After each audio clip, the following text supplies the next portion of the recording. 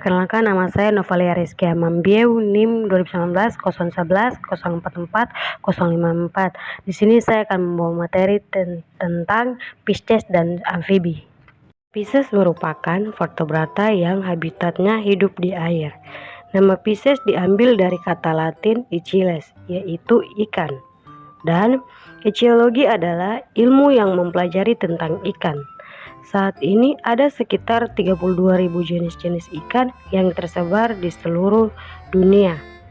Fosil ikan ini telah ada di bumi sekitar 530 juta tahun yang lalu. Jenis-jenis ikan ini tersebar di seluruh dunia dan habitat hidupnya di air. Contohnya laut, sungai, danau, dan lainnya. Ikan itu sendiri mempunyai fungsi baik bagi ekologi, konservasi, maupun fungsi untuk mendukung keberlangsungan hidup manusia sebagai bahan pangan. Kita akan masuk ke ciri-ciri Moon Pisces. Ciri-ciri Moon Pisces terdiri dari 6 ciri-ciri. Yang pertama, mempunyai sirip untuk bergerak, sirip dada, punggung, perut, anal, dan ekor. Yang kedua, dapat berkembang biak secara ovipar, ovovivipar, atau vivipar. Yang ketiga, mempunyai endoskeleton. Yang keempat, bernapas dengan insan. Yang kelima, memiliki sisik yang licin atau berlendir atau merupakan hewan poikiletrom atau hewan berdarah dingin. Yang keenam, peredaran darahnya tertutup tunggal. Kita akan masuk ke morfologi Pisces. Yang pertama, ada mulut, mata, tutup insan, sirip dada, sirip punggung, sirip perut, sirip tambahan, sirip dubur, batang ekor, dan sirip ekor. Adapun klasifikasi Pisces, filum Pisces ini dibagi dalam 3 kelompok. Yang pertama yang akan saya bahas adalah agnatha atau ikan tidak berahan. Agnatha atau Chilostomata tidak memiliki rahan dan sisik. Tubuh panjang silindris, umumnya terdapat di Eropa dan Amerika Utara. Rangkanya terbentuk dari tulang rawan dan memiliki jantung beruang 2. Dan yang kedua yang akan saya bahas adalah Chondrites atau ikan bertulang rawan. Ciri-ciri khusus: mempunyai sirip berpasangan, memiliki lubang hidung berpasangan, memiliki jantung beruang 2, dan rangka yang terdiri dari tulang rawan bukan tulang sejati, memiliki mulut yang terletak di bagian bawah dengan lidah dan rahang. Dan yang ketiga adalah Osteichthyes atau ikan bertulang sejati. Ciri-ciri khusus: mulut terletak pada ujung interior kepala, mempunyai operculum atau tertutup insan yang berfungsi sebagai penutup bernafas dengan paru-paru, dan insan umumnya bersisik sebagai eksoskeleton, hidup di air tawar laut dan rawa-rawa, dan jantungnya hanya memiliki 1 ventrikel. Dan selanjutnya yang akan saya bahas adalah sistem tubuh pada Pisces. Sistem yang pertama adalah sistem peredaran darah. Di dalam sistem peredaran darah ada arteri yang kaya akan O2, ada arteriol, ada kapiler insan, ada arteri yang miskin akan O2, ada kapiler, ada venula, ada vena, ada atrium ventrikel atau jantung. Selanjutnya ada sistem pencernaan pada Pisces, yakni ada mulut, ada lambung, ada usus, ada pankreas, ada hati, ada pylori caecum, ada esophagus, dan anus.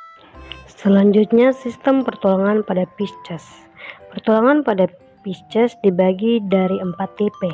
Yang pertama tipe heterocercal, yang kedua tipe dipecercal, yang ketiga tipe protocercal, yang keempat tipe homocercal. Selanjutnya ada sistem respirasi pada Pisces. Ada 2 bagian yang membantu di dalam proses respirasi, yaitu legum insan dan operculum. Ikan bernafas dengan organ khusus mirip saringan yang disebut insan. Insan berbentuk lembaran tipis berwarna merah muda dan selalu lembab. Saat ikan menarik napas, ikan akan membuka mulut dan menutup insan. Oksigen kemudian masuk lewat mulut menuju insan yang kemudian diserap oleh pembuluh darah pada insan. Selanjutnya ada sistem ekresi pada Pisces. Sistem ekresi dibagi menjadi 2, yaitu ikan air tawar dan ikan air laut. Yang pertama yang akan saya bahas adalah ikan air tawar. Ikan air tawar mengambil air dan ion-ion dalam makanan, kemudian mengambil ion-ion garam dalam makanan melalui insan dan mengeluarkan air yang banyak melalui urin. Dan yang kedua adalah ikan air laut. Ikan air laut mengambil air dan ion-ion dalam makanan dan mengeluarkan ion-ion garam dari insan, kemudian mengeluarkan ion-ion garam dan sedikit air dalam bentuk urin dari ginjal. Selanjutnya ada sistem saraf pusat pada Pisces. Sistem saraf pusat atau sistema nervum sentral disusun oleh otak, encephalon dan sumsum tulang belakang atau medulla spinalis. Sistem saraf tepi atau sistema nervum periferikum atau disusun oleh saraf otak atau nervus cerebralis dan saraf spinal atau nervus spinalis. Sistem saraf otonom disusun oleh sistem saraf parasimpatik dan sistem saraf simpatik. Organ perasa khusus atau special sensory organs terdiri atas organ gustasi atau linea lateralis atau hidung, telinga, dan mata. Selanjutnya ada sistem reproduksi pada Pisces. Sistem reproduksi pada Pisces dibagi menjadi dua, yaitu jantan dan betina. Pertama ada betina. Betina terdiri dari ovarium dan oviduk. Yang kedua jantan. Jantan terdiri dari testis, vas deferens atau saluran sperma, dan keduanya memiliki saluran urogenital. Selanjutnya ada sistem integumen pada Pisces. Sistem integumen merupakan bagian terluar dari ikan sebagai sistem pembalut tubuh yang terdiri dari kulit dan derivat-derivatnya. Contohnya seperti sisik, jari-jari sirip, lendir, cute, kil, dan kelenjar racun. Berikut ada contoh integumen sisik dari Pisces. Antara lain ada ctenoid, cycloid, ganoid, dan placoid. Berikut ada manfaat filum Pisces. Yang pertama, sebagai sumber protein hewani dari vitamin A. Yang kedua, mendorong berdirinya pabrik-pabrik pengawatan ikan, misalnya ikan asin, ikan dalam kaleng, pindang, asinan telur ikan. Dan ketiga, ikan sebagai bahan praktikum atau penelitian demi perkembangan dan kemajuan di bidang ilmu pengetahuan. Yang keempat, usaha tempat rekreasi dan tempat pemancingan. Yang kelima, sebagai sumber mata pencarian, misalnya dengan budidaya ikan di kolam tambak dan pemijahan ikan hias di akuarium. Selanjutnya saya akan membahas materi selanjutnya, yaitu materi amfibi. Kita akan masuk ke pengertian. Amfibi berasal dari bahasa Yunani yang artinya kedua, dan bios berarti hidup. Amfibi hidupnya di dua tempat, yaitu hidup di darat dan di air. Dalam taksonomi, amfibi adalah satu kelas vertebrata atau hewan bertulang belakang, dan amfibi juga termasuk mamalia. Selain itu, amfibi adalah kelompok hewan yang memiliki keanekaragamannya tinggi. Selanjutnya ada morfologi amfibi.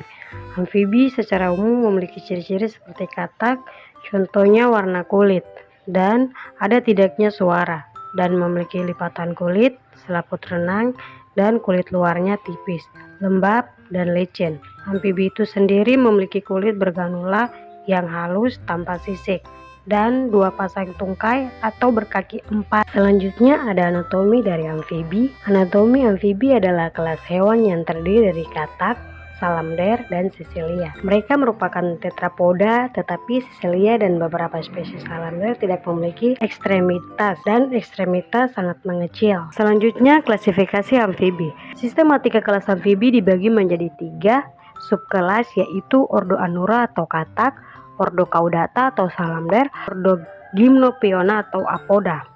Ordo Anura habitatnya hidup di atas pohon dan di sepanjang sungai atau air mengalir, dan hutan primer dan hutan sekunder serta sawah. Siklus hidupnya fertilisasi secara eksternal dan prosesnya dilakukan di perairan yang tenang dan dangkal. Sistematika amfibi.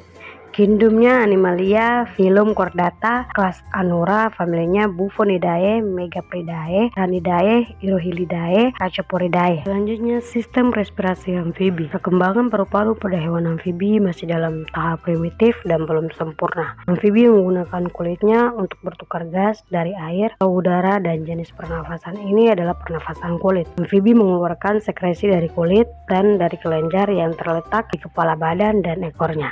Juga katak memiliki sistem pernafasan saat mereka hidup di darat dan juga di air. Tapi beberapa spesies hanya mengandalkan sistem pernafasan kulit. Pada tahap larva, mereka menggunakan paru-paru, kulit, dan insan. Pada stadium larva, yaitu berudu, hewan ini bernafas dengan insan luar. Insan luar berupa 3 pasang lipatan-lipatan kulit yang banyak mengandung pembuluh-pembuluh kapiler darah. Selanjutnya, sistem pencernaan pada amfibi dimulai dari mulut, kerongkongan, lambung, usus, pankreas, hati, kantong empedu, dan kloaka. Selanjutnya ada sistem ekskresi pada amfibi. Alat ekskresi utama pada katak adalah sepasang ginjal opis tenebros. Zat sisa yang diambil oleh ginjal akan disalurkan melalui ureter menuju ke kantong kemih yang berupa kantong berdinding tipis yang berbentuk dari tonjolan dinding kloaka. Fungsinya untuk menyimpan urin sementara. Pada katak jantan, saluran ginjal dan saluran kelaminnya menyatu, sedangkan pada katak betina tidak. Katak menyesuaikan dirinya terhadap kandungan air sesuai dengan lingkungannya dengan cara mengatur laju filtrasi yang dilakukan oleh glomerulus. Sistem portal renal berfungsi untuk membuang bahan-bahan yang diserap kembali oleh tubuh melalui glomerulus. Selanjutnya, sistem saraf amfibi. Sistem saraf amfibi dibagi menjadi sistem nervus sentral atau encephalon dan medulla spinalis. Era sistem nervus perihelium pada amfibi, encephalon atau otak, dan medulla spinalis atau sumsum tulang belakang yang dilindungi oleh tengkorak dan ruas-ruas tulang belakang dibungkus oleh 2 lapisan disebut dura ether dan pipi meta. Atasan dengan jaringan saraf, diantaranya 2 lapisan tersebut terdapat patium subdurale dan cairan cerebrospinalis. Selanjutnya, otak tengah atau mesencephalon pada amfibi sebagai pusat penglihatan berkembang lebih baik sehingga amfibi memiliki penglihatan yang baik. Medulla spinalis merupakan lanjutan dari medulla oblongata, berjalan di dalam kanalis medullaris dari kolumna vertebrata. Di kaudal ini berakhir sebagai benang tipis. Xilum terminale yang sudah tidak mengandung elemen saraf dan terdapat dalam vertebrae ruang interkaudal yang disebut urostyle. Selanjutnya, sistem reproduksi pada amfibi. Kebanyakan hewan amfibi umumnya memerlukan air untuk berkembang biak, namun ada pula yang bertelur di darat. Makhluk yang bertelur di darat ini telah mengembangkan berbagai adaptasi untuk menjaga kelembapan telurnya. Beberapa amfibi bahkan dapat bertahan hidup di air payau. Namun hingga saat ini belum ada bukti bahwa amfibi manapun dapat bertelur di kondisi laut murni. Di dalam siklus hidupnya, katak akan mengalami metamorfosis, yaitu perubahan bentuk tubuh dari fase telur, menetas, sampai menjadi dewasa. Katak akan mengalami metamorfosis sempurna, mulai dari telur, berudu atau kecebong, katak muda, hingga menjadi katak dewasa. Selanjutnya ada 3 jenis perkembangan lain yang terjadi pada amfibi adalah 1. Perkembangan internal. Perkembangan internal adalah ketika embrio berkembang di dalam tubuh betina dan muncul pada tahap perkembangan selanjutnya, baik sebagai larva atau tahap remaja pasca larva. Yang kedua, perkembangan langsung. Perkembangan langsung terjadi ketika suatu spesies tidak melalui tahap larva. Mereka bisa langsung menetaskan telurnya atau dilahirkan sebagai versi induknya yang lebih kecil dan belum dewasa secara seksual. Misalnya beberapa katak, salamander, caecilian, dan lain-lain. Yang ketiga, mekanisme salamander. Jenis perkembangan lain yang jarang terlihat adalah mekanisme pada spesies seperti salamander perak. Mereka menjalani suatu bentuk reproduksi aseksual yang disebut parthenogenesis.